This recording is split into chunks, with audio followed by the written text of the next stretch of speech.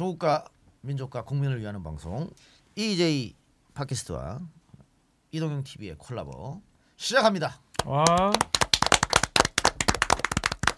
제가 앞에 시작할 때 조국과 민족과 국민을 위한다 했지 않습니까? 네. 저는 이제 많은 걸 희생하고 있습니다. 조국과 국민과 민족을 위해서. 그런데 희생 안 하고 지들만 아는 것들이 있어요. 국민에게 봉사할 기회가 있는데 빵 차버린 인간들이 주위에 좀 있더라고요. 누구야 누구? 진짜. 답답합니다. 답답해. 하여튼 뭐 그 나중에 선거 끝나면 제가 다 알려드리고요. 오늘 답답하다. 출연자 소개해드리겠습니다. 열린민주당 공관위원 아유. 박지훈 변호사. 네, 박지훈 공관위원입니다. 이 방송으로 이 바쁜 와중에도 열린민주당 공관위원으로 아주 맹활약. 오늘 면접도 다 보셨다고. 네, 저는 뭐 가진 않았는데. 예, 공관위가 면접 안 왜 안 받나요? 가? 최고위원들이 최고위원들만 보는 걸로. 예. 그럼 이제 사실상 일은 끝났네요. 네, 저는 이렇게 공천만 끝났습니다. 이렇게 잘 관리하면 되니까. 예, 이제 뭐 문제 없이 공천 관리가 되도록 그것만 하면 되고 곧 이제 20일 날 후보 명단이 나올 거고요. 투표가 이제 진행될 겁니다. 흥행몰이를 좀 더 하려고 좀 노력 중입니다. 일단 오픈된 분은 주진영, 네. 김진애. 본인들이 오픈했으니까. 야, 이 두 분만 해도 대단한 것 같고. 그다음에 이제 이야기 나온 분이 뭐 황희섭, 네, 뭐 최강욱. 친합니다. 예, 어떻게 될지 모르고요. 예, 하여튼 모릅니다. 뭐, 예. 두 사람은 오픈했기 때문에 뭐 얘기를 하고요. 오픈 안 한 사람들도 알 수가 없습니다. 저도. 그래요. 자세한 얘기 이따 다시 하기로 네. 하고. 또 아주경제 사회부장 장영진 기자 나왔습니다. 안녕하십니까. 오랜만에 뵙습니다. 예. 그리고 판사 출신 김민우 변호사 나왔습니다. 네, 안녕하십니까. 예. 그래서 오늘은 이 세 분을 모시고 오랜만에 정경심 재판에 대해서 엉망진창입니다. 진짜로. 오늘 여기 좀 해서 구독자 한 50만 갑시다. 알겠습니다. 20만 갑시다. 예. 예. 엉망진창이고 또 윤석열 장모 건에 대해서도 그거 재미는 있겠다. 진짜 엉망진창이에요. 예. 이야기를 하는데 그 전에 말이죠. 네. 비례 문제에 대해서 음. 좀 언급을 하면요. 오늘 손혜원 의원이 자신의 유튜브에서 뭐 민주당을 좀 비난하는 또 모 인사를 비판하는 마지막에는 다 같이 갑시다 뭐 이런 거였습니다만 그걸로 조금 시끄러웠던 것 같아요. 시끄러웠는데 저도 사실 할 말이 굉장히 많습니다만은 뭐 구체적으로 하지 않겠습니다. 나를 좀 비난하는 분들도 계시더라고요. 뭐 쪽에서. 근데 저는 열린민주당을 편드는 사람이 아니에요. 제가 처음부터 끝까지 주구장창 이야기한 것은 후보가 나오면 여러분들이 원하는 쪽에 투표를 하셔라. 그러니까 몰빵이 아니면 사표다. 그건 말이 안 된다. 나는 이 얘기만 했을 뿐이야. 그리고 열린민주당이 만들어지고 좀 삐그덕거릴 때 제가 조금 도움을 준 이유는 나는 비례연합이 안 된다고 판단했던 사람이고 그 비례연합이 안 되면은 제2의 제3의 방법을 민주당이 찾아야 된다. 근데 안 찾고 있더라고. 그렇죠. 그래서 그냥 내가 이게 찾으라고 해준 것뿐이에요. 그 당시만 해도 쉽지 않았습니다. 그리고 민주당 입장에서 비례 참여 여부도 불투명했고요. 뭐 그런 상황이기 때문에 일단은 그 당시에 누구라도 지금 위성정당, 비례정당으로 표현하겠습니다. 비례정당이 하나 있어야 될 상황인데 그런데 자꾸 갈라져 있고 그런 거에서 약간의 산파 그래요. 역할. 그렇게 했는데 왜 나를 비난해? 내가 뭐 열린민주당 사람? 내가 뭐 열린민주당 사람이야? 나는 이동형이야 그냥. 얘 누구 사람도 아니에요. 내가 어디 밑에 들어갈 것 같아? 택도 없는 소리 하지 마. 그런 거 아니고요. 오늘 그러면 손혜원이 왜 그런 얘기 했느냐? 저는 이해가 가는 면이 있어요. 뭐냐면 지금껏 손혜원 의원이 굉장히 참았습니다. 뭘 참았냐면 민주당 쪽에서 열린민주를 굉장히 안 좋게 보고 있기 때문에. 근데 다 우리도 다 귀가 있잖아요. 빨대들도 다 있고 다 들립니다. 누가 누굴 만났다고 다 들려. 바보입니까? 근데 이게 혹시라도 분란이 될까 봐 그냥 그렇죠. 계속 가만히 있었던 겁니다. 있었는데 계속 그 민주당에 대해서 열린민주에 대해서 안 좋은 얘기를 하고 민주당 전체가 그렇다는 건 아닙니다. 일부 인사들이 그런 거예요. 그리고 이쪽에 후보로 올라온 좀 유력한 사람들 있잖아요. 그런 사람들을 만나가지고 뭐 이상한 얘기하고 사실 그거는 선거의 전략 전술이 아니야. 그건 암수죠. 빼가려고 하는 거예요. 선거공학도 아니야. 그렇게 하면 안 돼요. 같은 편인데. 그렇죠. 근데 그런 것들이 쌓이다가 폭발한 거예요. 폭발하신 거예요. 그건 하지 말란 얘기지. 또 거기다가 이 괜찮은 후보들 가운데 열린민주로 가겠습니다 했다가 허락해놓고는 뭐 이제 면접하고 하려 했더니 갑자기 못 나가겠습니다. 이런 사람들이 몇 명 생겼단 말이야. 그래서 그것도 혹시 그런 거 아니야? 라고 생각에 그랬던 것 같아요. 좀 하고 나서. 그래서 여러분들이 그런 거는 좀 이해할 필요가 있고 앞으로는 민주당 쪽에서도 일부러라도 그런 식좀 열린민주를 비판한다거나 이런 거 좀 안 했으면 좋겠습니다. 어쨌든 가는 거예요. 그냥 이미 돼 있는 상태니까. 계속 얘기하지만 3% 이상이면 사표는 없습니다. 그래 열린민주당 지금 지지율 이런 것들 분석 보면 3% 무조건 넘을 것 같고요. 그래서 열린민주당 찍어도 아무 문제가 없고 또 지금 비례정당이죠. 시민정당인가요? 더불어시민당? 뭐 거기는 또 지금 민주당이 참여하기로 했기 때문에 또 원하는 사람 글로 하고 그렇죠. 아무 상관이 없어요. 예. 그래서 이렇게 뭐 민주당 일당이 안 되면 나중에 열린민주당 갑니다. 글로 합당해요. 일당이 갑니다. 안 되는데 일당이 되면 굳이 그럴 필요는 갈 필요 없고. 없죠. 그러니까 걱정할 필요가 없어. 지금 와가지고 서로 비난하고. 근데 아까 얘기했던 손혜원이 그런 거는 우리가 뭐 듣는 얘기가 있기 때문에 그런 겁니다. 또 만나고 온 사람 얘기를 해주거든. 다 알죠. 또 그런 게 있었어? 다 알죠. 아이고 다 알지. 그러기 때문에 이 바닥에 비밀이 있습니까? 그러니까 우리 서로 그 선을 넘는 것은 하지 말자. 공멸해요. 예, 공멸. 공멸입니다. 이런 말씀을 일단은 방송 시작하기 전에 드린 거다는 말씀. 그 드리니까 10,000명 채워지네 거의. 그래요? 9,000명까지 오네. 예. 좀 더 합시다 이거. 아까 한 2만 명 될 때 얘기할 걸 그랬나? 비례 얘기는 관심들이 많은 것 같아요. 그러네요. 뭐 지금 공개를 했네요. 공개했네? 이렇게 되는 거 아이가? 예. 조대진 변호사가 내일 면접 본다고. 네. 조대진 변호사도 스스로 지금 여기 들어와 있어. 본이 들어와 있어요? 여기 들어와 있어. 이동형 TV 들어와 있어 지금. 야 조대진 나가. 조대진 조대진 변호사가 들어왔어? 아이 조대진 진짜 변호사. 왜 그래? 그러면은 뭐 조대진도 후보로 올라갔다. 남자 지금 우리가 2명을 공개했죠, 그죠? 예. 그리고 여자분 김진애 음. 그 전 의원 공개했고요. 예. 그리고 또 하나 손혜원 의원이 화가 난 것은 나도 어제 깜짝 놀랐는데 TV조선이었나? 네. 조선일보였나? 어떻게 알아요 그거를? 기사가 이렇게 하면 안 되지. 하여튼 이거는 내부 정보야. 누가 그러니까 봐도. 저만 공관위원들만 알아야 될 정보가 그 밖에 나간 것 같아요. 그래서 그것도 화가 나고 화가 나죠. 여러모로 이제 저도 화가 예. 났어요. 저는 뭐 제가 의심받았습니다. 네가 빼돌렸다고. 누가 봐도 야너 TV에서 있었잖아 예전에. 이건 좀 농담이고요. 근데 제가 그런 사람도 아니고 제가 뭐 어디서 당연히 얘기를 하지 않았죠. 저는 거기 지금 어쩌면 업조보 자격으로 법률적 부분을 보강하기 위해서 이제 전 당원은 아니지만 참여한 거기 때문에 오히려 더더욱 조심을 해야 되고. 근데 이게 분명히 안에서 했던 게 밖에 나갔거든요. 그 부분이 상당히 지금 손 의원 공천관리위원장하고 정봉주 의원이 좀 불안해하는 그런 부분입니다. 예. 그래서 하여튼 저는 뭐 선거 끝날 때까지 이런 얘기를 하지 않겠습니다. 하지 않는데 이제는 선거 다가왔잖아요. 거의 후보가 정해지고 이제는 하지 말았으면 좋겠고 나중에 계속해서 이러면 또 그래요. 근데 좀 미친개이처럼 또 제가 합니다. 한번 또 4년 전 기억해봐. 미친놈처럼 해볼까 또? 후보를 하는 과정에서 이룰 수 있습니다. 27일까지는 모든 게 마무리가 되거든요.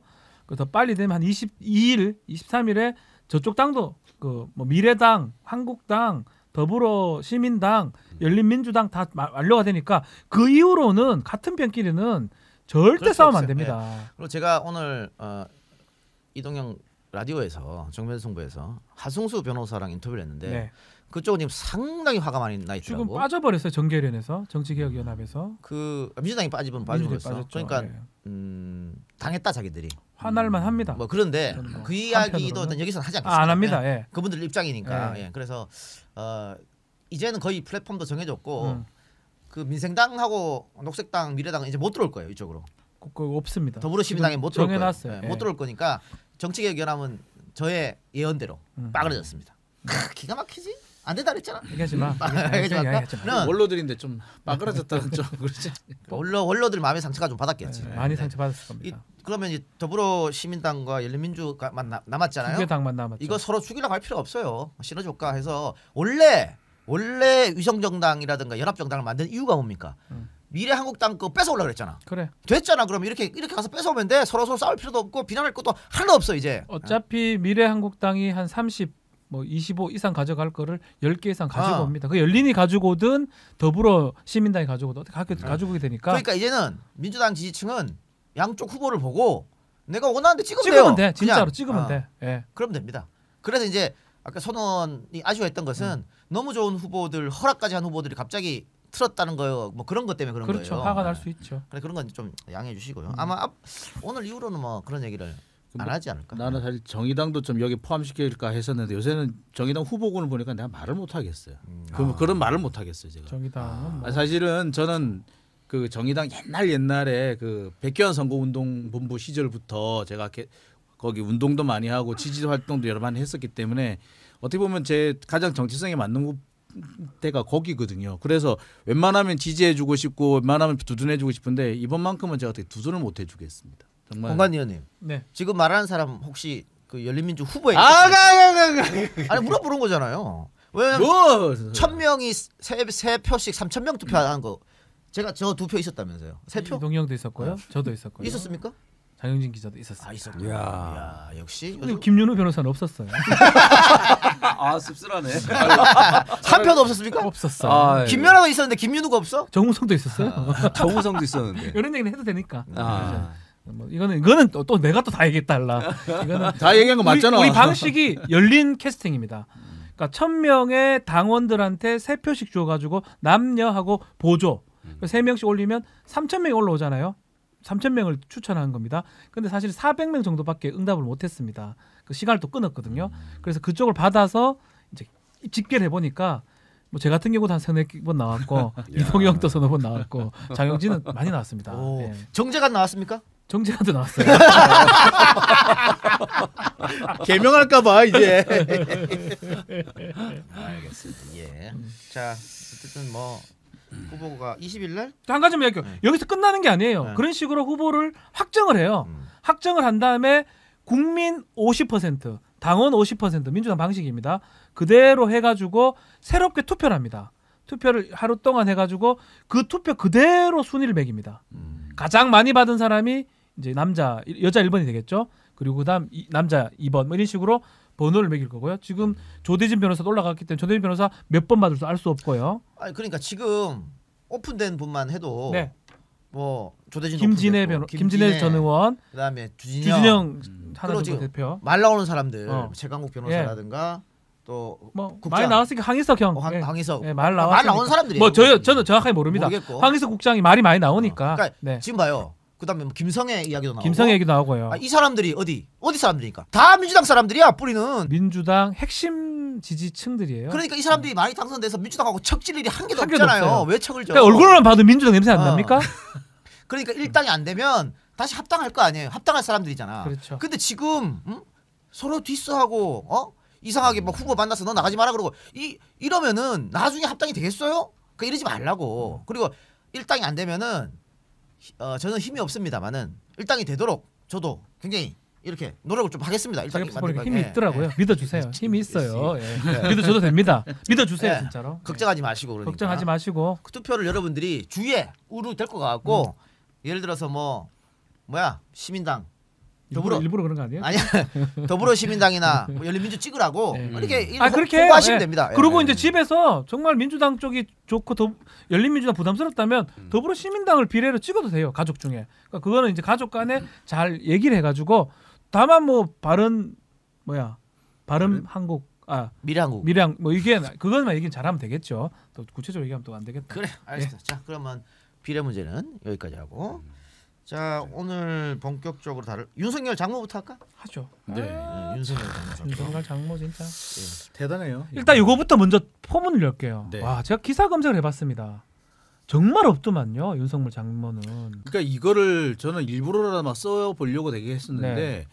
왜 이렇게 다들 입을 다물고 있는지 그걸 모르겠어요. 아주 경제도 안 찾아지던데. 내가 있어요? 썼어 내가. 형이 썼어. 서초동 뒷담화 이래가지고 썼어. 형이 썼어요. 제목을 그렇게 다니까 그거 알 수가 없지. 그거는 코너 이름이 서초동 뒷담화고. 네. 예. 잘 검색이 안 돼. 자 윤석열 장모 의혹이 크게 세 가지인데 네.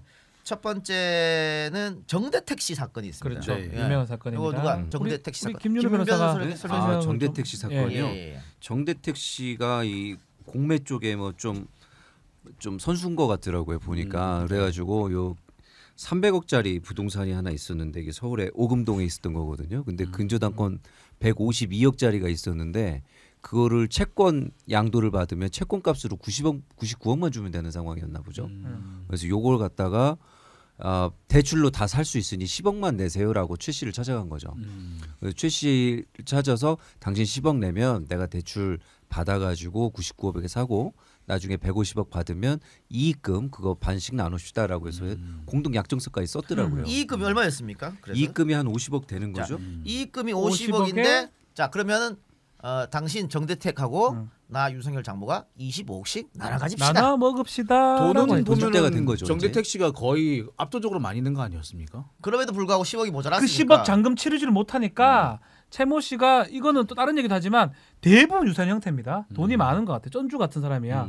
그래서 투자를 할 때 항상 돈 갖고 들어오는 사람이야. 네. 요 사건도 정대택 그러니까, 사건도 돈 들고 자, 들어온 사람이야. 이거 봐요. 10억 넣고 25억을 먹었어. 와 이런 장사가 어디 있습니까? 나는 지금 주식 예, 자살하기 직전입니다. 지금. 아유 진짜 그 얘기하면 안쓰죠. 예. 하여튼 다들 그래. 속상한데. 김민우 변호사가 술 먹다가 내 걸 봤어. 어. 저 주식 잔고를. 봤어. 예, 강남도 아파트. 야이씨. 아니 그런데 10억 넣고 25억 네. 대단한 거잖아요. 그 땅 짓고 헤엄치는 거 아니야? 진짜. 거저 먹는 거잖아. 말 거저 먹는 그대로. 거잖아. 예. 그럼에도 불구하고 돈에 욕심이 생긴 거. 요거 25억 먹어선 될 일이 아니다. 다 50억 먹겠다. 내가 다 모여야 되겠다라고 야, 마음을 대단하다, 먹는 거죠, 대단해. 그죠? 그렇죠. 이제 약정서만 무효화시키면 되는 거죠. 그래서 이 약정서를 써준 법무사가 있습니다. 네. 백모 네. 씨라고. 네. 이 정대택 씨의 중학교 친구라고 하더라고요. 그러니까 굉장히 신빙성이 있고 네, 네. 누가 봐도 정모 씨 측이라고 보이는 사람을 돈을 주어서 거짓말을 매수를 한 시킵니다. 거죠, 가만히 예, 들어요. 매수해서 거짓말을 시킵니다. 그래서 그러니까 셋이 있었는데 사기나 강요가 있었다고 하면 어떻게 있었는지에 대해서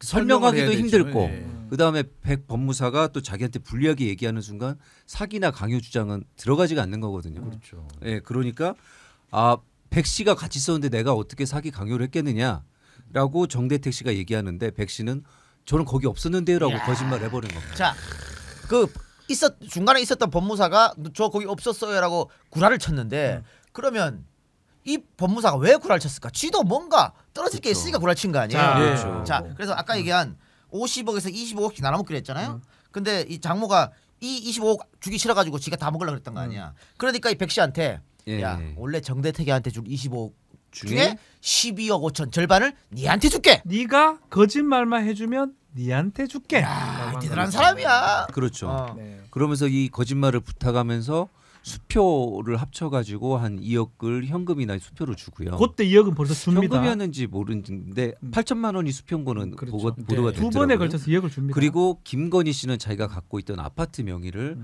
이 백법무사 와이프한테 넘겨줍니다. 넘겨줬죠. 그런데 거기서 이게 정상적인 매매로 안 보이고 약간 좀 이상한 거래로 딱 느껴지는 것이 보통 근저당을 끼고 소유권 이전 등기를 넘겨주면 근저당권을 같이 넘겨주거나 그 근저당권의 채무자 명의를 같이 넘겨주거나 그렇죠, 그렇죠. 예. 근저당권을 뭐 지우거나 이렇게 합니다. 근데 이거는 근저당권을 그대로 살려놓고요. 말이 안 되죠. 그 채무는 김건희 씨가 계속 부담하면서 이자도 납입을 합니다. 독특한 형식의 매매 등기부 형식입니다. 그래서 네. 일반적으로 소유권을 넘긴 사람 같지 않은 행태가 나오는 것이죠. 그렇죠.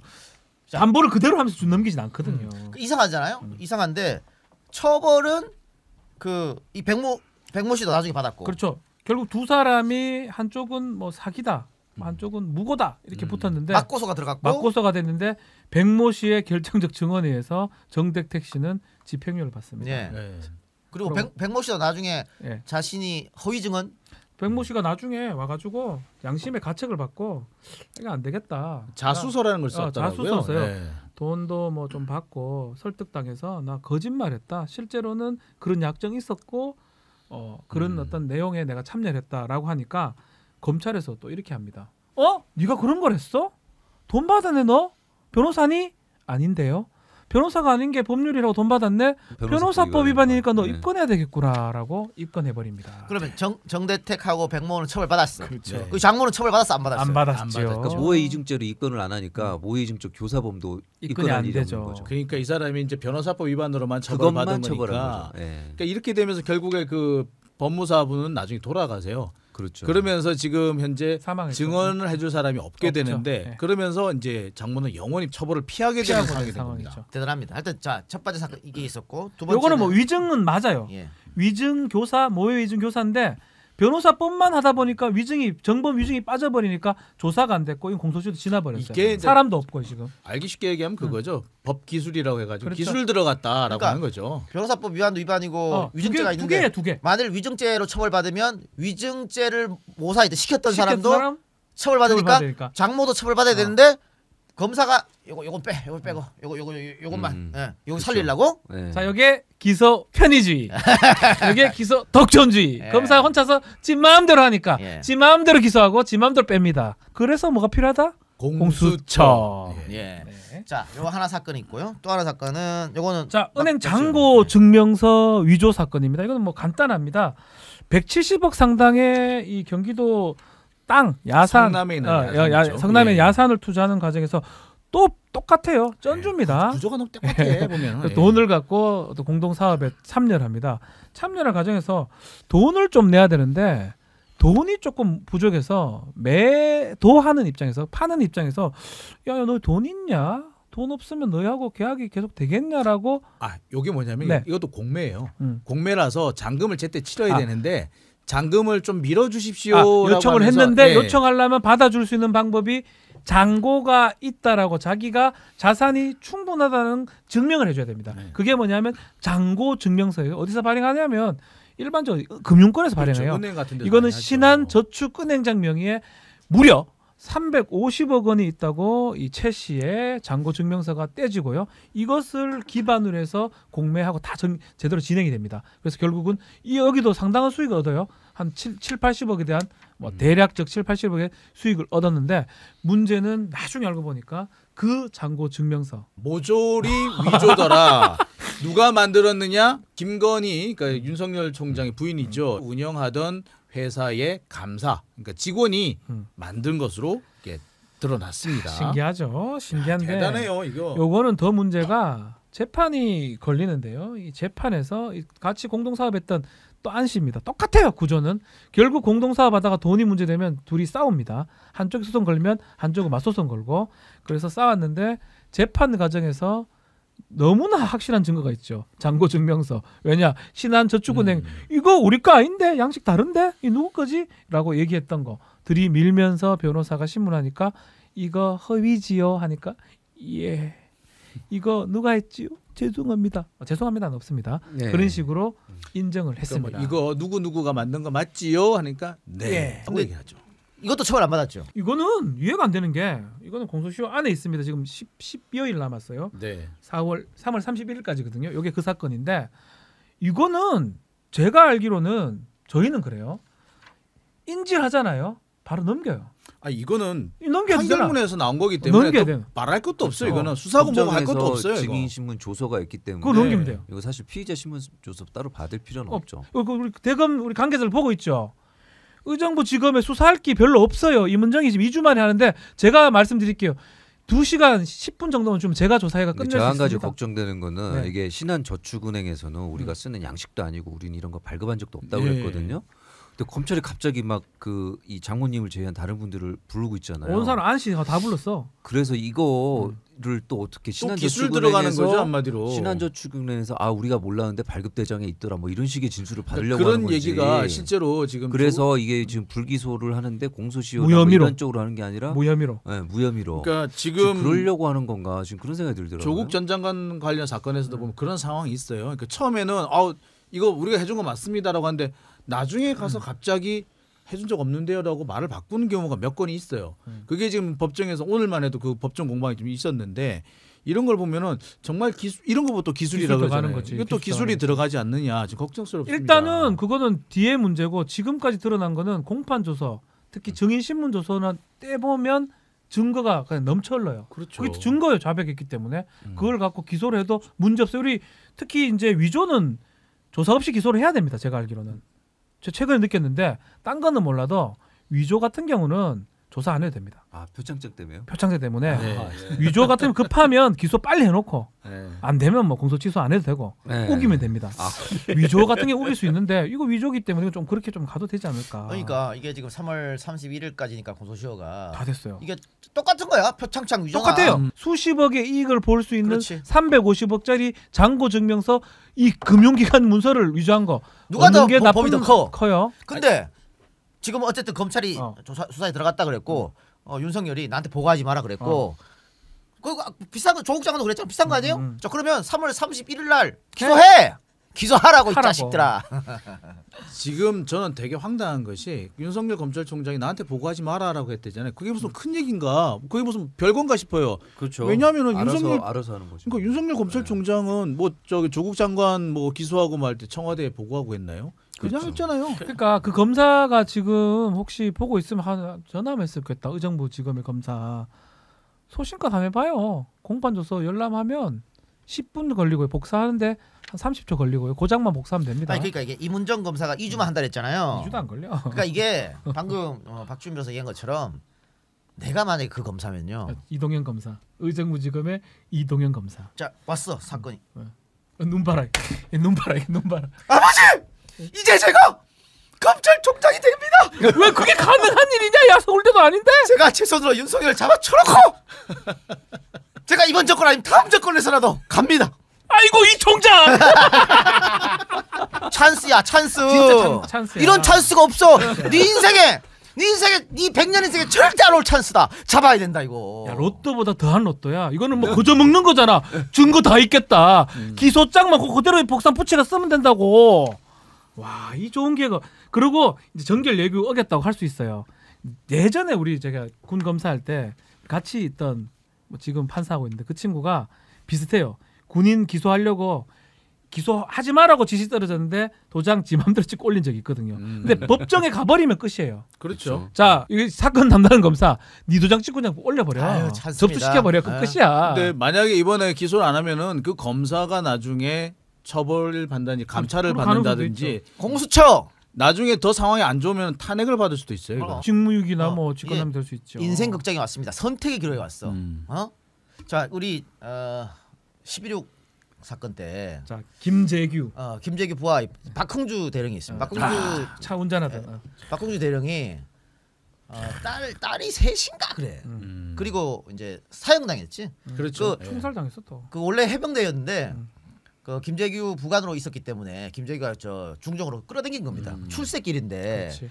그 굉장히 정말 군인이야. 달동네 살았다고 아유. 현역 대령이 되게 존경받던 차도 군인이에요. 없이요. 근데 윗상관이 뭐 가서 해 하니까 예스 하고 가서 한 거 아니에요. 그래도 막 현역 군인이었기 때문에 총살 됐어. 단심 재판 한 번에 2심 3심도 안 가고 단심으로 총살 당했단 말이야. 목매단 것도 아니에요. 목도 아니 총살. 총살 당했는데 사형 당하기 직전에 딸들한테 편지를 씁니다. 딸들이 막 우리 아빠 살려주세요 하고 막 그랬단 말이야. 편지를 쓸 때 뭐라고 썼냐면 딸들아 앞으로 너의 인생에서 수많은 선택의 갈림길이 있을 것이다.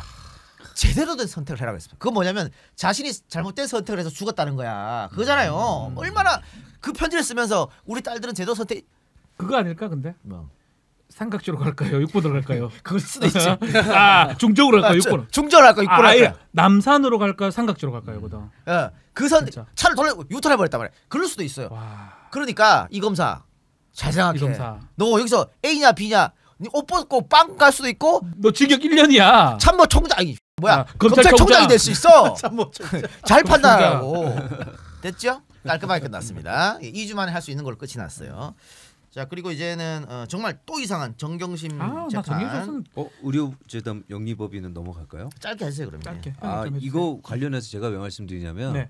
딴 데도 얘기가 나왔을 것 같은데 파주 의료재단에 의료재단이지. 2억을 투자하고 공동 이사장 취임하고 그랬는데 그게 사무장병원이어가지고 요양급여비 사기 부정수급 사건으로 문 닫고 중형 선고받고 병원 문 닫고 이렇게 된 거 아닙니까? 나머지는 전부 다 징역형을 살았더라고요 보니까. 네, 이거 원래 사무장병원이 대부분 구속사건이 실형이죠. 구속이에요, 구속. 이거 위험해. 근데 2014년 5월 검찰 수사 1년 전에 최 씨가 갑자기 이사장에서 물러나겠다면서 공동 이사장한테 책임 면제 각서. 나는 병원 경영에 관여한 적이 없으므로 책임이 없다.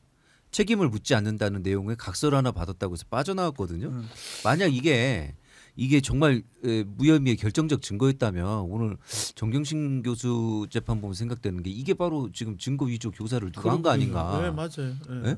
그 아니, 증거 위조 교사범도 좀 잡아야 될 것 같은. 그게 네. 수사의 기간에 그런 사람이 있으면 증거 위조죠. 그렇죠. 위조죠. 증거 인멸. 위조. 아니, 저는 정말로 이상한 게 그런 각서가 있다고 해서 그거를 처벌을 피할 수 있는 근거가 됐다는 게 더 이해가 안 가요.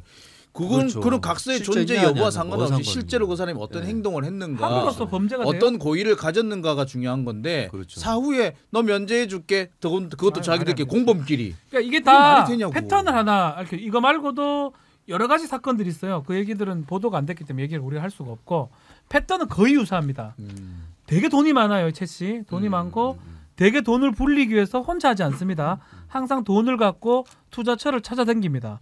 찾아다닌 다음에 지각을 꿀꺽하려고 야로를 부리는 과정에서 위조를 한 건 하고요. 그렇죠.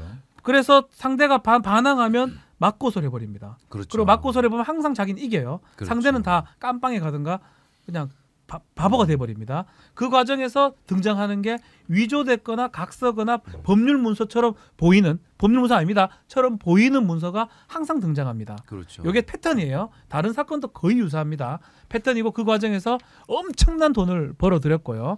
근데 이제 그렇기 때문에 뭐 일부 사건은 윤석열 총장 만나기 전, 결혼하기 전에 있은 사건이고 장고 증명 사건은 그 이후에 있은 사건입니다.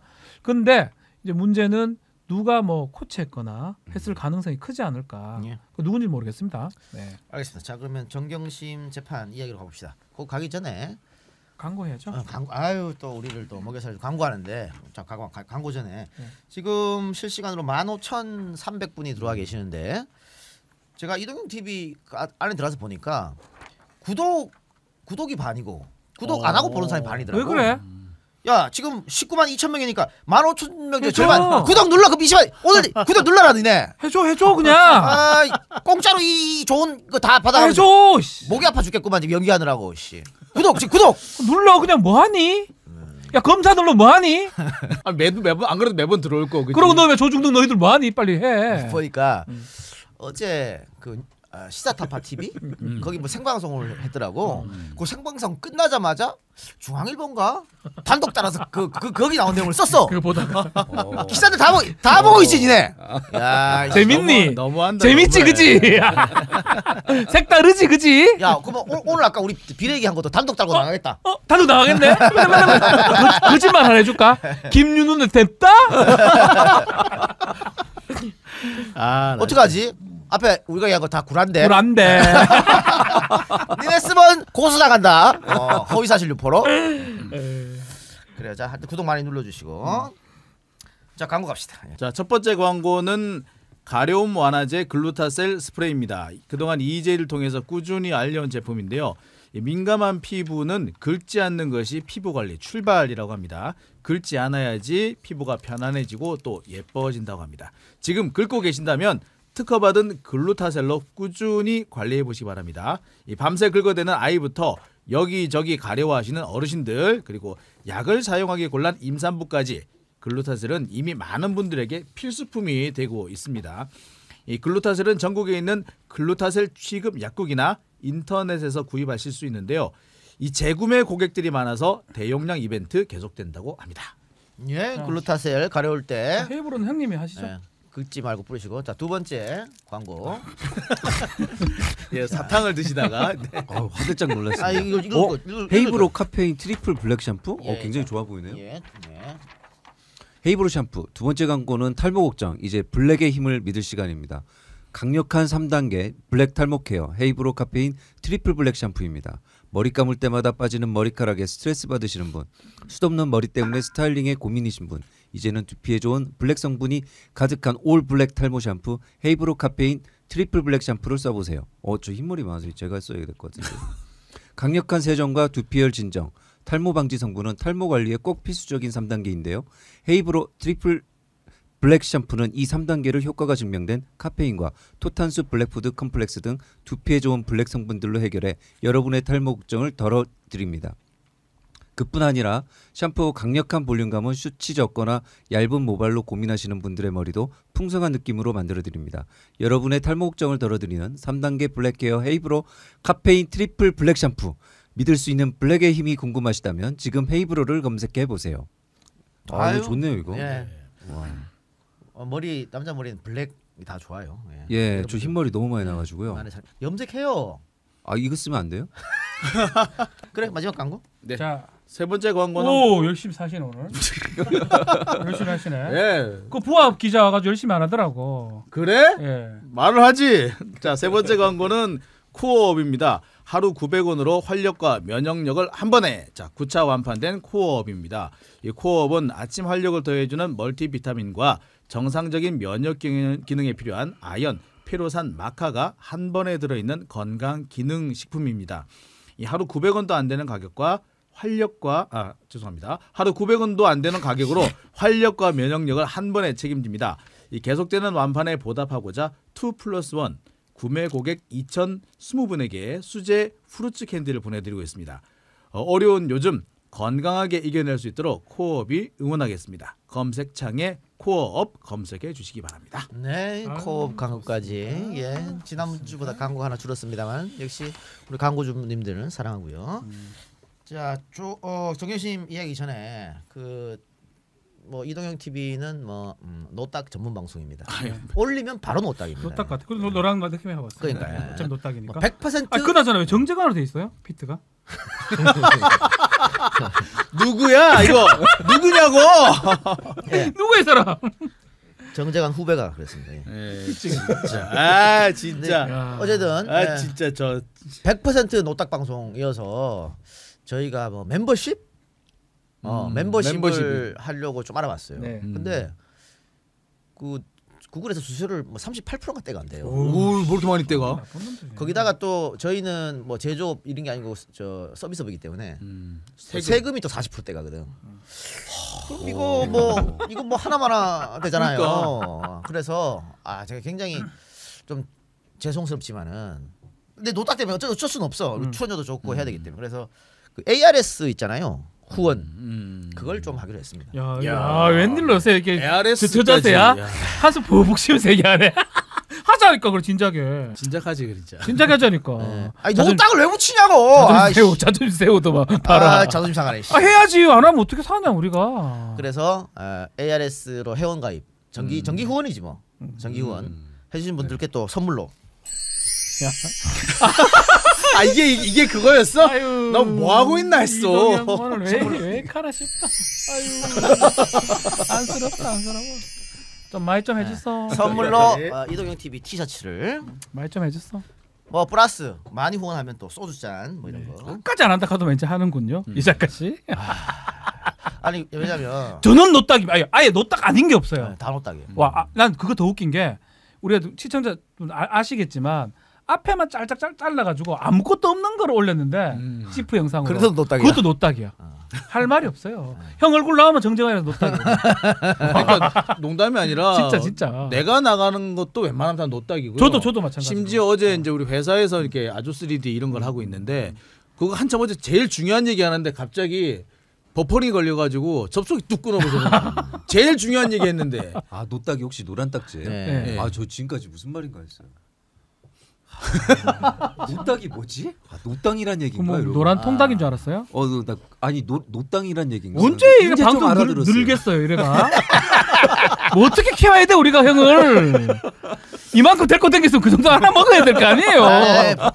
원래 기판사님 방송 많이 늘었어. 그러니까. 초창기보다 상당히 늘었어. 처음에 고개 안 들어서 내가 고개 좀 들으라고 내가 진짜. 진짜. 이제는 뭐 잘하시니까. 처음에는 웃지도 않으셨어요 잘. 예. 근데 저 정경심 하기 전에 네. 김윤호 변호사가 나한테 카톡을 이렇게 보냈더라고. 요 재판부가 바뀌었잖아요. 예. 재판부가 바뀌었는데 그 바뀐 재판부가 약간 이상하다 하면서 옛날 인연을 그 말해야 되나요? 정기적 판결? 김윤호 변호사가 판사 시절 때 그 정교조 뭐였어요? 무슨 재판이었죠? 그 시국서는 시국서는 MB 때. 시국서는 그거 다 이제 뭐 유죄나 무죄나 이건데 우리 김윤호 판사님께서 당시에 이거는 무죄지. 멋있게 멋있어 아주. 군산 지원 단독이었었나요? 부장이었나? 단독이지 단독. 단독이죠. 단독. 군산 단독. 그래서 자기가 볼 때는 이건 무조건 무죄다. 그러면서 이게 왜 무죄인지 자료를 또 모 판사한테 보내가지고 이건 무죄다 이렇게 했는데 그 판사가 무죄예요? 난 아닌 것 같은데 유죄 같은데? 라고 했다는 거야. 그 판사가 지금 정경심한테 갔죠. 거의 지금 주심이시죠. 아 제가 그 얘기를 한번 저 기사를 쓴 적도 있어요. 뭐냐면은 그 당시에 이제 그 이게 유죄냐 무죄냐를 가지고 조금 이렇게 논란이 많았는데 무죄 판결이 2개가 나온 상태였거든요. 그런데 첫 번째 유죄 판결 나온 게 바로 이 부분 지금 주심 판사님 권 무슨 부장 판사님이시죠? 네, 예. 네. 권성수 부장 판사. 이분이 29기. 예 그렇게 하셨더라고요. 그래서 사실 처음에 이분이 주심을 한다길래 저는 사실 약간 좀 걱정을 하긴 했었어요. 그것 때문에. 그리고 이분의 다른 재판을 쭉 둘러봤는데 좀 판결에서 좀 의아하다 싶은 부분이 적지 않았습니다. 그리고 또 의외로 보면 또 그 성폭행 사건에서 좀 가해자한테 관대한 판결이 나는 경우도 있고 그래서 조금 그래서 고민해봐야겠다라는 생각이 들더라고요. 김민우 변호사가 정경심 보석 아마 안 될 될 거다. 것이다라고 근데 또 안 됐어 진짜. 했어요. 그리고 또 일각에서는 지난 재판부하고 반대적이다, 상반된다라고 얘기를 많이 했었거든요. 특히 지난 재판부장 권 뭐지? 송인권 부장. 송인권 부장, 송인 부장하고 다를 것이다. 그리고 검찰이 그것을 위해서 무리하게 재판을 끌었을 것이다. 그 공판 준비기일 4번, 5번 했거든요. 그렇기 때문에 좀 재판 상황은 만만치 않다. 그래요. 이렇게 주장이 되고 있습니다. 자, 근데 이번 재판에서 골 때리는 게 나왔는데 이거 아주경제의 김태현이가 쓴 건데. 네. 자, 소개해 주시죠. 형이 데스킹 했을까 이가? 이거 보니까 여기 아주경제 말고 민중의 소리에서도 2군데만 했어. 네, 2군데에서만 썼어요. 예, 썼는데 민중의 소리 그의 제목은 아주경제 제목보다 더 섹시해 사실. 더 딱 받아. 한번 읽어볼까요? 자, 민중의 소리 제목이 뭐냐면 조국 일가 내사 안 했다더니 법정서 표적 수사 고백한 검찰. 아유, 좋지. 다 들어오네. 다 들어오지. 다 들어온다. 아주경제 제목은 뭐냐면 조국 사전 내사는 억측이라더니 검찰 법정서 표적 수사 고백. 이렇게 물음표 고백. 예. 좀 섹시하게 좀 해요. 부하 그 물음표를 기자한테. 왜 찍어 이거를? 아니 빠져나갈 구멍 마련해줘야지. 얘 아직까지 어리단 말이야. 얘 이제 몇 년 차 안 됐어. 나야 이미 베린 몸이지만 얘는 예. 나갈 구멍을 내줘야지. 지금 민중에서 제목처럼 좋아요.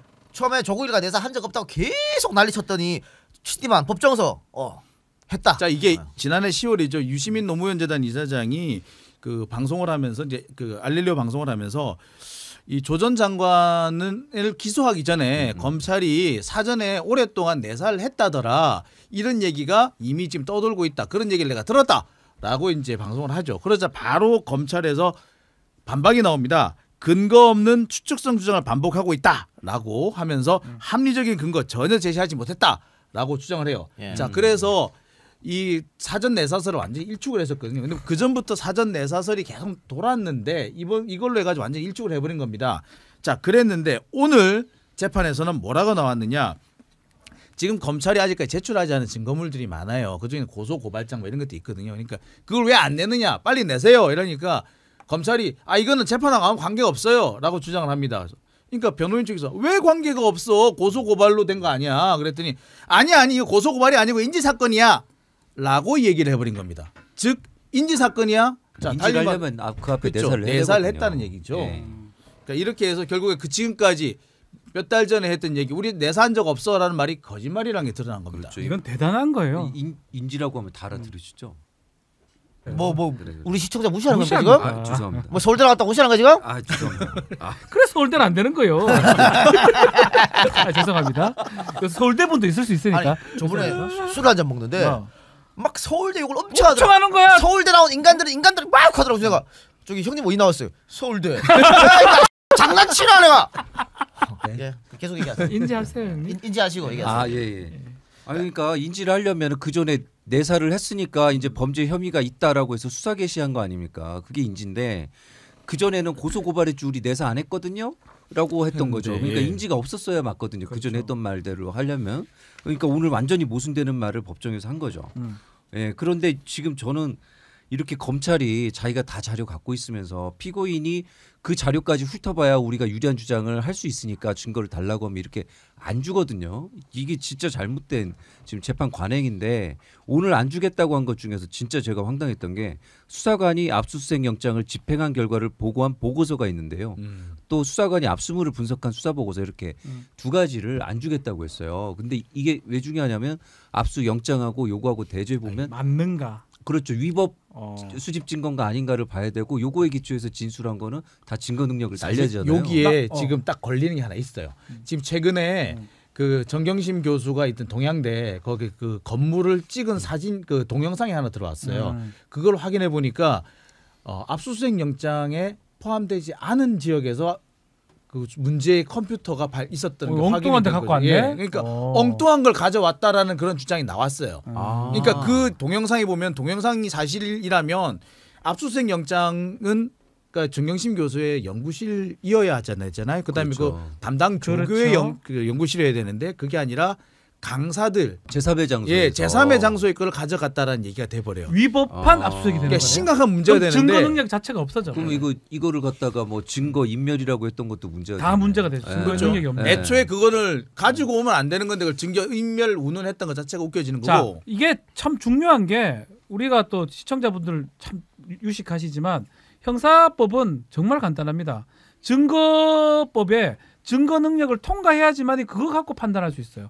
누가 봐도 범죄가 된다 하더라도 증거 능력을 통과하지 못하고 그런 증거가 없다면 무죄가 되는 게 형사법 원칙입니다. 근데 그렇게 중요한 걸 지금 안 주겠다고. 근데 문제는 하고 저도 판사도 하고 군 검사도 했지만 이렇게 압수조서라 압수물 이거 하고 인지서 뭐 아니면 고소고발장 이런 수사의 기본적 서류를 제출을 거부한다? 열람 등사를 거부한다? 전 진짜 이례적이거든요. 이게 말이 됩니까? 제가 봤을 때는 요거 주면 그 부분에 해당되는 증거 능력이 부정되거나 무죄도 나올 수 있는 사안들이 숨어 있을 것 같아요. 근데 그걸 네. 거부하면 됩니까? 안 되죠. 사실 피고인의 와. 방어권 보장이 필수 자료인데. 지금 더 당황스러운 건 위헌이에요. 그래요. 위헌. 검찰이 이제 그 자료를 못 내겠다라고 네. 하니까 그러면서 이유를 댄 게 고소 고발인의 사생활이라든지 개인 정보 때문이다. 늘 하는 얘기인데.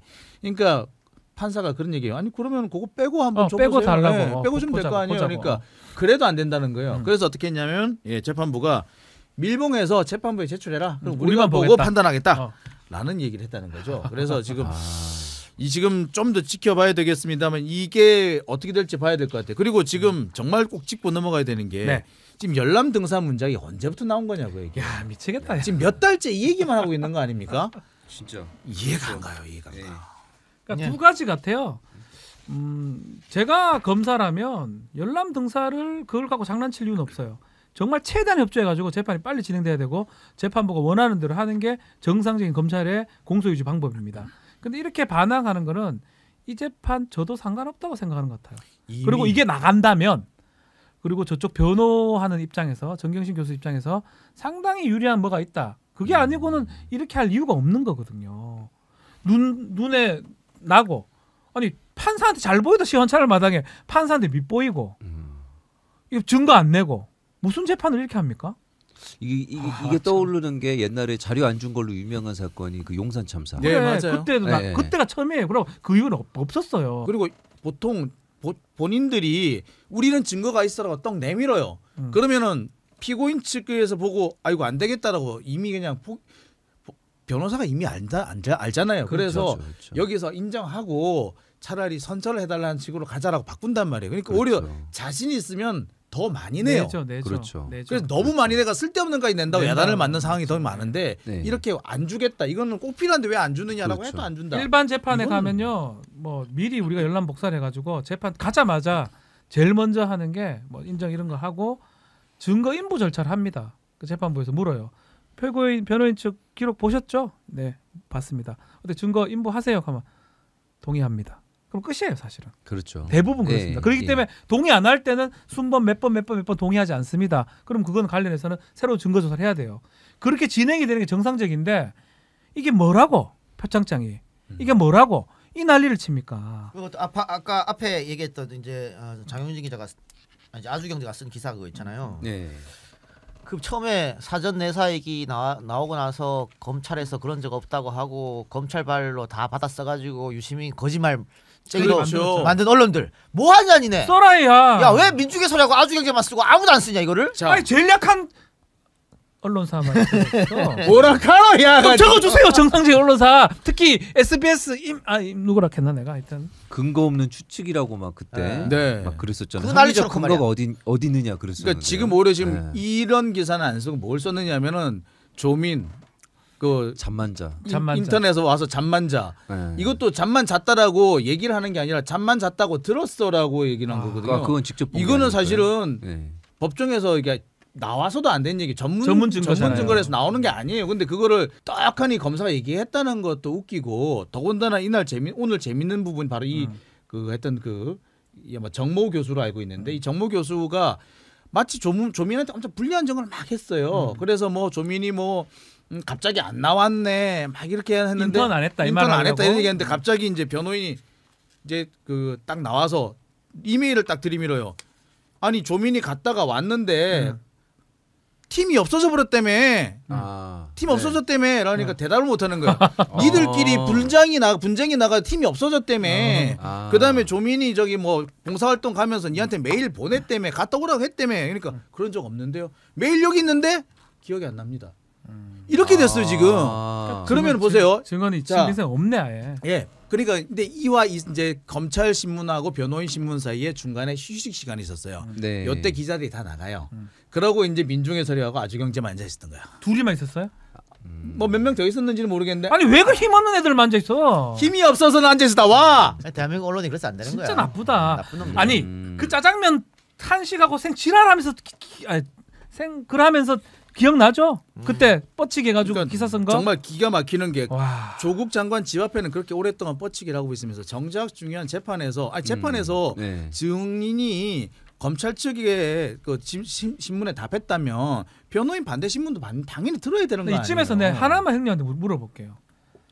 제가 좀 의문스러운 거는 법을 모를 수도 있지만 가만 앉아가 들으면 알 수 있거든요. 뻔하죠. 이게 상식의 문제지. 이거는 결국은 위에 회사 언론사 위에 데스킹이나 이런 데에서 막고 있는 겁니까? 아니면 기자들이 지들이 못 쓰고 있는 겁니까?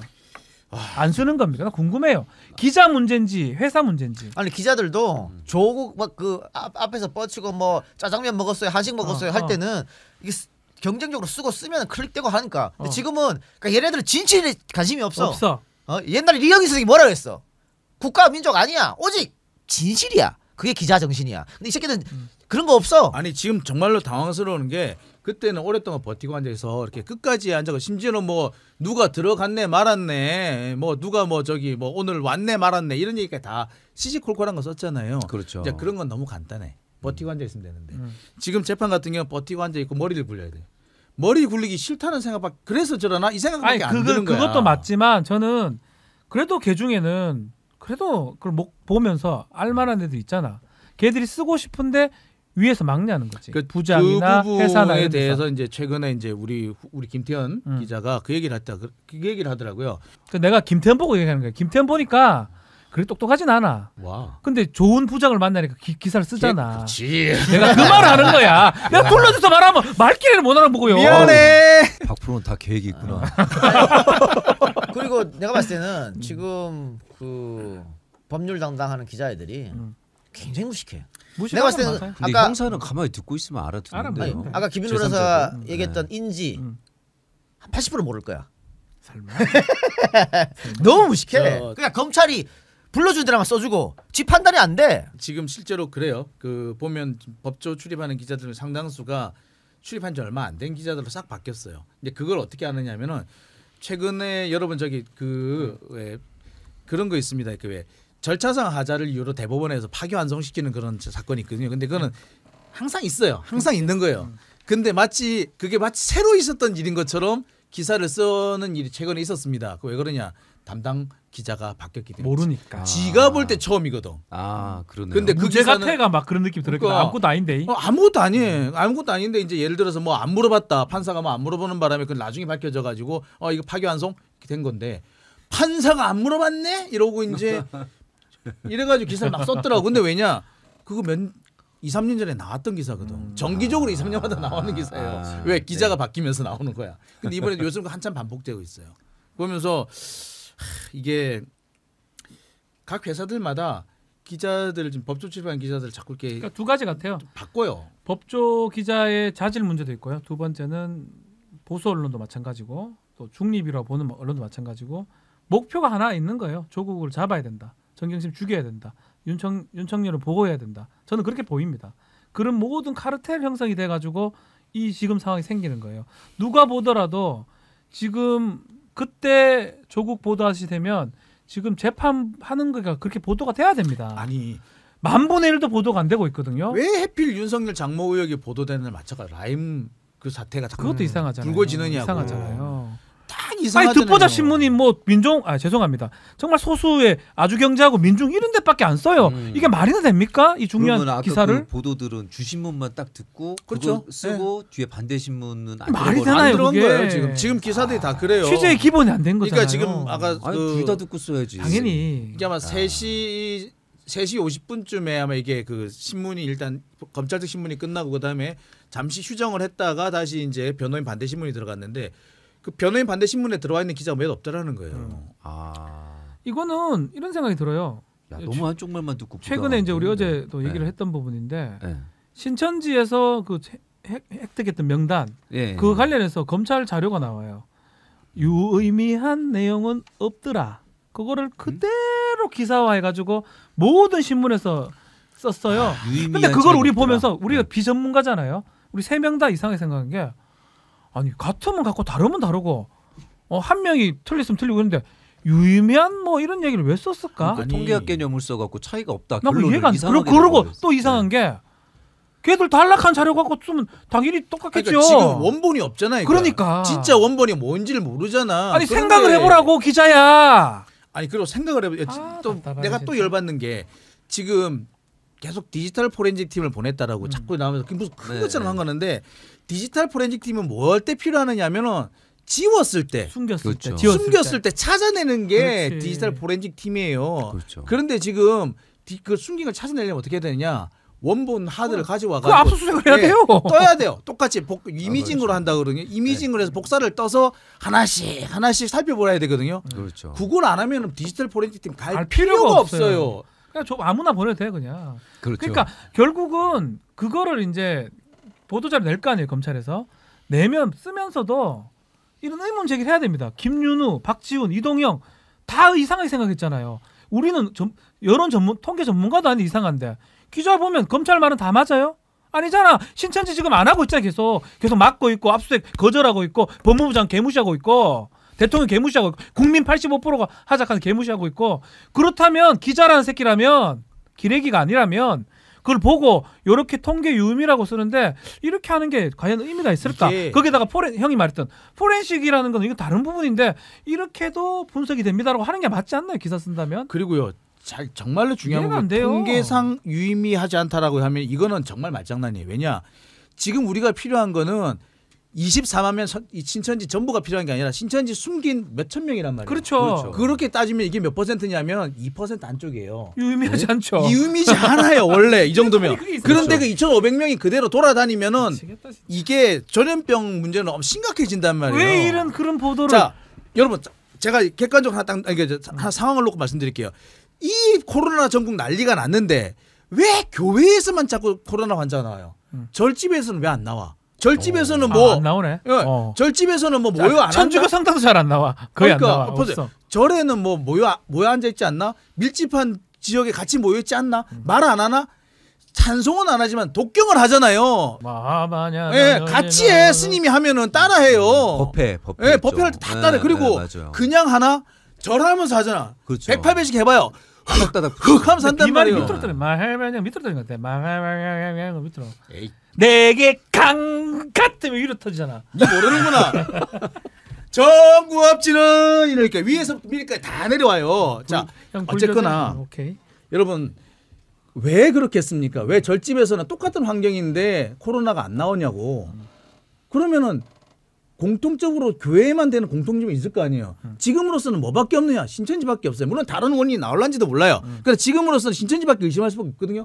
그러면 이게 맞는지 아닌지 검찰이 수사를 하는 게 당연한 겁니다. 그렇지. 근데 안 하고 있다? 근데 그걸 안 하고 있는 거 지금 이렇게 막 추겨 세운다? 어. 이거는 기자가 할 도리를 안 하고 있는 거. 이거는 달리 말하면 뭔지 아세요? 지금 이게 미필적 고의에 의한 살인일 수도 있어요. 이게 오버하지 마요 또. 사람이 죽어 나가잖아 지금. 오버한다 또. 오버한다니 갑자기. 아 진짜로 아니, 옛날에 뉴스 공장에서 외면 당하더니 지금 할 말이 많은가 봐. 오빠예요. 막- 그 김원준 씨 앞에서 그래 얘기하지. MB 여기서 때 그래? 같은 때 막 어. PD 수첩 같은데 PD 수첩 결국 무죄 나왔지만 그 광우병소 방송 같은 거 기소할 때 검찰 논리가 그거 있잖아요. 그렇죠. 이거 잘못된 방송으로 나라가 이렇게 흔들렸는데 그럼 무죄가 나오더라도 일단 기소해야지 그걸 보고만 있으란 말이냐 막 이랬었거든요. 맞아요. 근데 지금 그때보다 맞아요. 더 위험한 심각한데. 국민의 생명과 건강이 현실적으로 침해- 사망자가 나오고 있잖아요. 네, 저는 위험에 사람이 처해 나오고. 있는데 보고만 있잖아요. 아니 그런 걸 떠나가지고 예. 세월호 때 구원파 아무도 아니었어요. 유병헌이 잡으려고 뭐 생중계를 타고 지랄 뻗더니 지금은 뭐야? 지금은 이만희는 뭐 그냥 찾지도 않아. 아니 툭하면은 아니 그 찾아가 보지도 않고서는 보트 타고 도망갔다 이런 기사는 찍찍 써가 알기고 그건 나 진짜 그래요. 알겠습니다. 자 오늘 이 정도면 뭐 깔끔하지. 어디서도 들을 수 없는. 근데 이거를 저는 좀 퍼졌으면 좋겠어요. 왜 그러냐면 나도 이제 공부를 해야 될 거 아니에요. 공부할 데가 없어. 뭘 공부? 근데 계속 아주경기 신문 보고 앉아 있다가 내가 아, 마이바레. 야 공부를 해야 될까? 우리도 공부를 해야 알 수 있을 우리도 거야. 좀 그것도 좀 구독 좀 해봐봐. 와. 법학 박사님도 공부를 저렇게 아니 열심히 하는 내용을 거예요. 알아야 될 거 아니에요. 아. 내용 자체가 보도가 안 되니까 그렇죠. 정규 방송에 보도가 한번 우리가 시청자분들 한번 보세요. 아주경 신문사는 아주경자가 몇 개 없고요. 만약에 뭐 뉴스나 이런 보도되면 대부분 나나 몇 명이 가서 하던 라디오 프로일 겁니다. YTN 뉴스공장이나 예, 뭐. 라디오나 이런 데 가서 했던 말들이거든요. 그거 말고 정상적인 뭐 쓰레기시 언론 그 큰 언론사에서 제대로 한번 다루는 게 없어요. 윤석열 것도 보면은, 예, 마찬가지, 뭐 장모 것도 마찬가지고. 지금 뭐 KBS 같은 경우는 김경래 최강시사 이런 정도에서 그것도 뭐 내가 해소한다. 그래. 형 잘렸잖아. 야 나는 내 혼자 지금 그래 개고생하고 있어요. 박변극장 내 많이 보고 있습니다. 그래요. 알겠습니다. 오늘 여러분들한테 돈 주고도 못 듣는 이야기들 앞서 뭐 비례 대표 이야기 살짝 했었고요. 그리고 이제 정경심 재판 이야기, 윤석열 총장 장모 얘기까지 깔끔하게 빠졌습니다. 근데 이 공소장 관련해서 옛날에도 뭐 제가 말씀드렸었는데 이 형도 말 많아. 그만하자. 증거 조작 관련해서 저는 이 공소장을 요새 스타일로 예. 쓴 거 읽어보면 어디서 어디까지가 이 범죄 모두 사실인지. 사실이고 예. 어디서 어디부터가 범죄 사실인지 잘 너무 모르겠는데 추상적으로 적어놓지 않습니까? 그리고 자기 너무 감정적으로. 너무 구질구질하게 써 있는데 아니 그러니까 보면은 깔끔하게 이 사람은 뭐 몇 년 며칠을 뭘 했다라고 그게 써야 아니야. 되는데 이 사람은 뭐 뭘 사실이 해서 많아. 어쨌고 해가지고 편견 옛날에 줄 뭘 게 했고 많아. 편견에 네. 줄 게 많아. 근데 이제 제일 황당한 부분이 지금 증거 조작 부분이거든요. 근데 증거 위조나 증거 은닉 교사들 읽어보면 그걸 어떤 사실에 대한 증거를 위조했다는 건지 예, 그게 없어요. 예, 읽어보면 잘 모르게 돼 있어요. 네. 예, 그래서 이 공소 사실을 방어하는 변호인들께서도 힘드시겠지만 그렇죠. 이거 참 힘든데 이 중에서도 또 지금 사기나 보조금 관리법 위반 같은 경우도 허위 인건비가 있다고 해서 다 무죄가 아니다라고 해서 대법원 판례에 뭐 어떤 사업이 진행되는 단계에 따라서 어차피 돈 주게 돼 있는데 거기에 내역으로 인건비가 좀 가짜로 들어간 게 있다던가 이런 경우는 무죄 나온 게 한 2개가 보이더라고요. 그러니까 지금 요것도 교재 출판 사업 과정에서 교재만 나오면 되는데 거기 나오는 내역에 인건비나 뭐 유류비나 이런 게 들어가 있는데 그게 좀 사실관계랑 안 맞는다. 요 가지고는 사기랑 또 보조원관리법 위반 같은 경우는 안 될 수도 있는 부분이거든요. 그래서 좀 변호인께서 좀 공들여서 잘 보셨으면 좋겠는데 변호인들이 지금 네. 계속 하는 얘기가 뭐냐면 그래 증거인멸 하는데 그 증거인멸 본 죄가 뭐냐? 네. 예, 그러니까 증거인멸이 되려면 증거는 범죄의 증거잖아요. 그러니까 범죄를 저질렀어야지 그거에 대한 증거가 나오는 거 아니에요. 그러면 저지른 증거가 뭐냐 이거야. 근데 그 얘기를 범찰이 아직까지 명확하게 얘기를 하지 근데 않아요. 사실은 진짜 변호사 입장에서는 이렇게 변호인 맡았으면 빨빨 주장하고 결론이 네. 나야지 하는 거 없이 갔다가 하는 거 없이 또 가고 그러니까 같은 그냥 하루씩 얘기를 그냥 반복해, 그것도. 하루씩 그냥 죽는 거예요. 바쁜데. 정말 괴로운 사건입니다. 이거 보고만 있어도. 알겠습니다. 다음 주에 또 뭐 새로운 재판 소식 있으면은 갖고 오도록 하겠습니다. 자, 오늘 방송으로 이걸로 마치고요. 들어주신 여러분 대단히 감사하고 김민우 변호사에 대한 평가가 좋네요. 아, 그렇습니까? EJ 오랜만에 나왔는데. 차분하대. 아 감사합니다. 예. 서울대대. 예. 저희는 그러면 한 주 잘 보내고 다음 주 오겠습니다. 여러분들도 편안한 한 주 보내시기 바랍니다. 안녕. 안녕. 감사합니다. 구독 누르라고 구독. 좀 눌러 더 20만 채워보자.